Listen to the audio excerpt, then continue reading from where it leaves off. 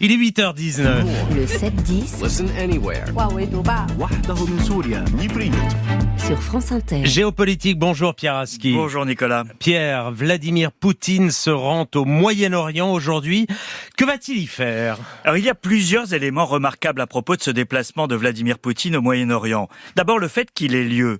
Vous vous souvenez que le président russe est sous le coup depuis mars dernier d'un mandat d'arrêt de la Cour pénale internationale. Depuis, il n'a voyagé que dans des pays sûrs pour lui, en ex-URSS, en Iran ou en Chine.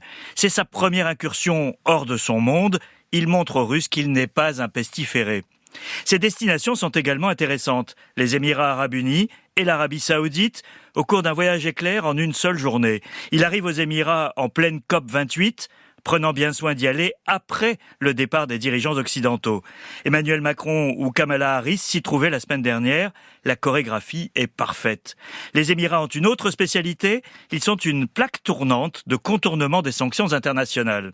Enfin, l'Arabie saoudite, partenaire de Moscou dans l'accord OPEP+, regroupant les principaux pays producteurs de pétrole et la Russie, active pour fixer les prix du pétrole brut. Cet accord est resté en vigueur malgré l'invasion de l'Ukraine, aux grandes dames des Américains qui espéraient voir le Royaume participer à l'isolement de la Russie. Et que cherche Poutine alors dans ce déplacement ? Alors le président russe reste un acteur non négligeable au Moyen-Orient.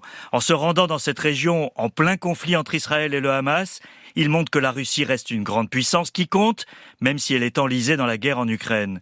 La Russie a sauvé le régime de Bachar el-Assad en Syrie et dispose toujours d'une base navale à Tartous, dans ce pays voisin d'Israël.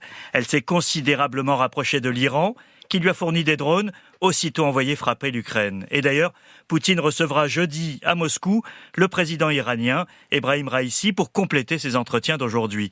Ça fait donc de Poutine un personnage incontournable à un moment où la région entière redoute une extension du conflit, avec un activisme iranien tous azimuts et un déploiement militaire américain considérable. Et quelle est la position de Poutine sur la guerre à Gaza ? Alors si on était cynique, Nicolas, on pourrait dire que tout ce qui détourne l'attention de la guerre en Ukraine est bon à prendre pour Poutine.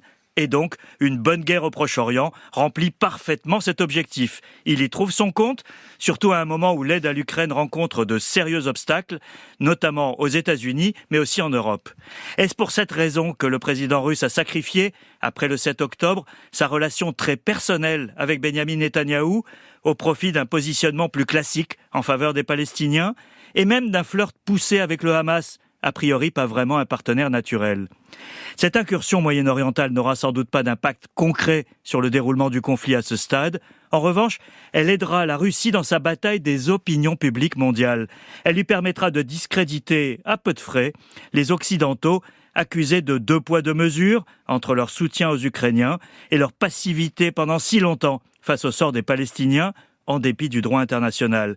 Poutine sait que cet argument porte en ce moment. Il lui permet de faire oublier l'Ukraine. Merci Pierre Aski.